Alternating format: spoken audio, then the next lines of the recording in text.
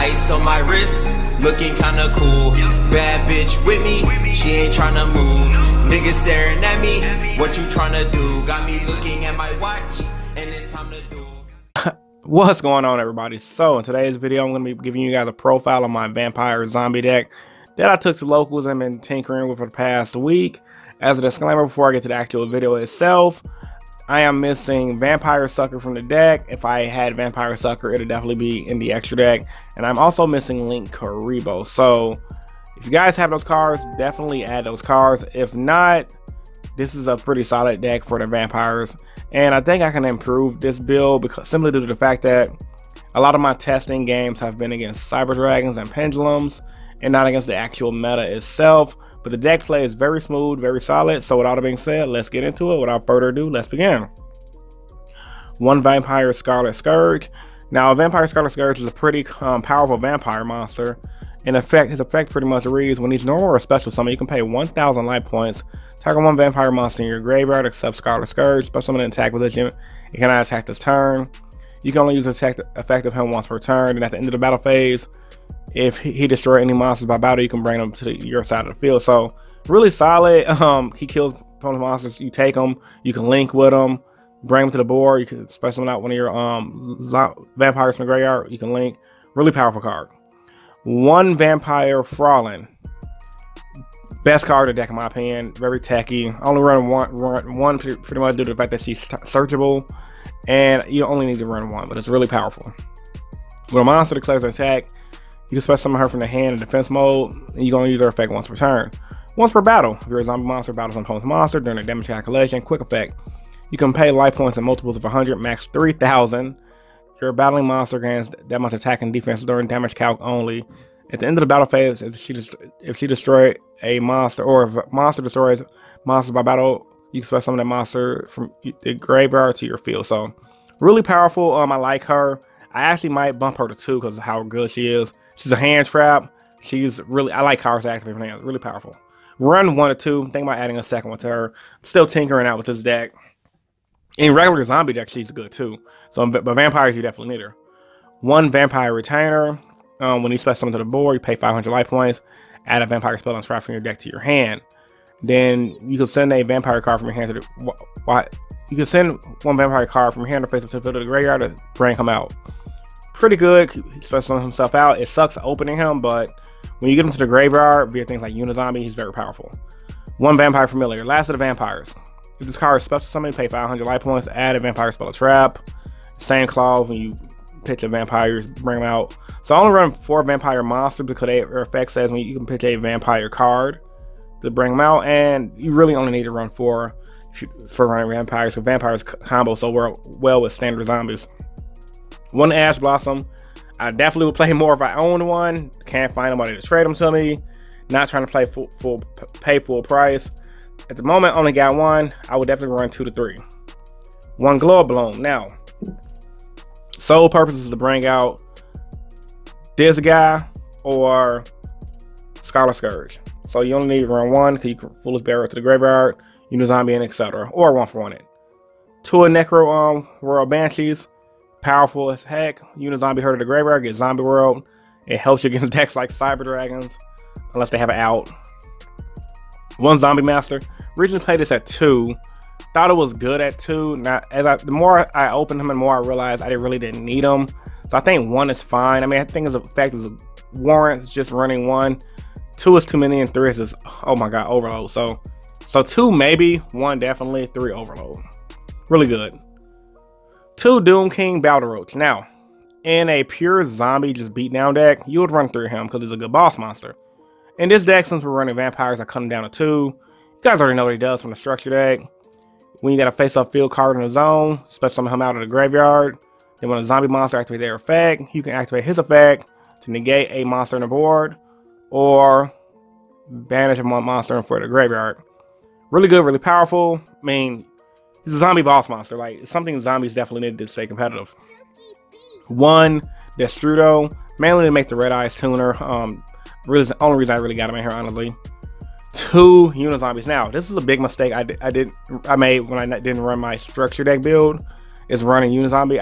I underestimated how good this card is just by dumping zombies to the graveyard, like Gozuki, Mizuki, your Doom King Balderoach. So good. I misunderstood his effect, which is why I didn't run him originally. 2 is good. Really, reason why you're gonna run 2 because you run Gozuki. But yeah, man, powerful card. You definitely run it. 3 Gozuki. It's a beast stick. He dumps Mizuki. Nothing more to be said about that. You may be able to argue 2 Gozuki, 3 Unizombie, but I like this ratio, so I'm gonna run it that way. 3 Mizuki.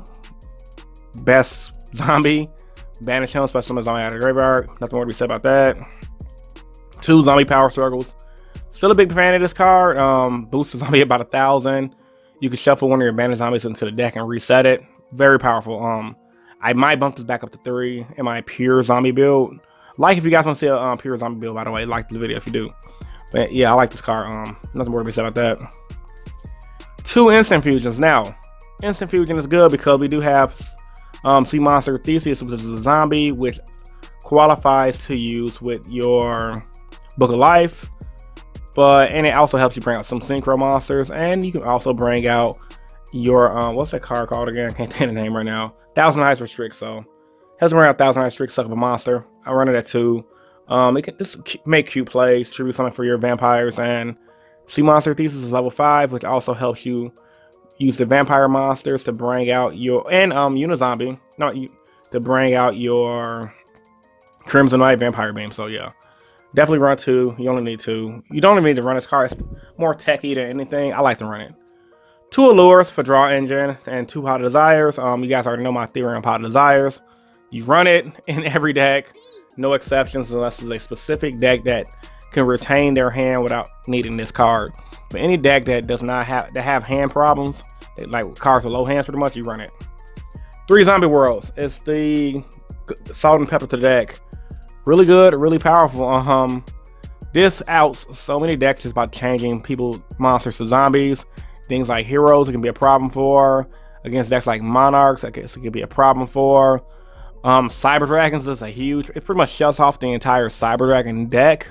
So unless they have it out, they lose, which I can tell you from playing the deck, at least if you want to count me going to game 3 at least 12 times in a row. If you open this and they don't have it out, GG. If you guys been having problems with Cyber Dragon, bring this card out. So good.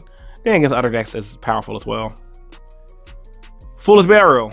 Dump. The whole deck is raw by dumping. Play Foolish. 1 for 1. You got your vampire card to search out with 1 for 1, which is, and you got your set of card called Glow Bloom. So target. It's good when you bring him out. You can search your vampire spells and traps. Start doing some combos. 1 Book of Life, had it at 2, cut it down to 1 because I kept opening this up every game, and I don't really like to open Book of Life. I like to top deck it. So you guys know my theory. If you don't like to open it but you like to top deck it, you run it at 1 because this is really good. Then not to mention too, we have Monster Reborn. If Monster Reborn wasn't a thing at 1, you would definitely run 2 of these. But you know, for what it's worth, Book of Life and Monster Reborn is a good combo package to run for both. Now here's some rest of the Vampire Engine.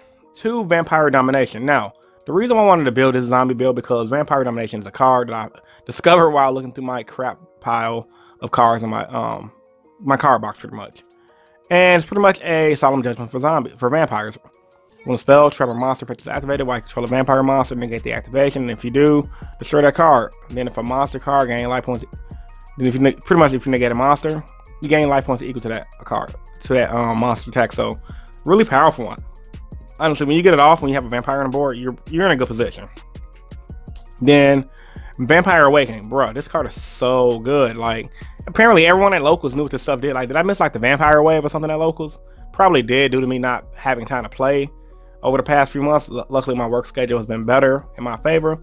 Man, this card is good, especially some of the vampires from the deck but destroyed on the end phase. So good. So you can go literally make this. Why you got, let's say for example, one of your little vampires in the graveyard, bring out your Scarlet Scourge, pay 1,000, bring them back, pay 500, get your Vampire Domination, set it, link off into Vampire Sucker. So, I mean, there's so many good plays you can make in this deck. Unfortunately, I don't have the entire extra deck, I couldn't find this stuff at all. Like literally, I wanted to buy Vampire Sucker at locals. No one had it. My locals didn't even have it. Or sold out. So it's like, oh man, you got to try to make ends meet the best way I can. Red Eye Zombie Necro Dragon. Honestly, it's just a solid card. He's a synchro option. When you get zombie world in the field, you bring monsters back. He's good with Destru though. It's a solid option. 1 Bills because Bills is solid. You can make it in this deck. Nothing more to be said. Now, I'm not gonna lie, most of my extra deck is just slapped together, but for the most part, you're only gonna make a few cards like your Red Eye Zombie Necro Dragon, and you're mainly gonna be using your vampire monsters and your Doom guy, this guy right here, Doom King Battle Rope. So Tornado Dragon, you can make them. Crimson Vampire Beam, really solid because you can bring them out by using your instant fusion. Detach 1 card, target 1 monster opponent to the graveyard, so summon targets the field. Really good. Make link plays. He's 2,500. You run him. Baguska, Damodire, Exxon Knight, Princess Sprite because you play level 1s.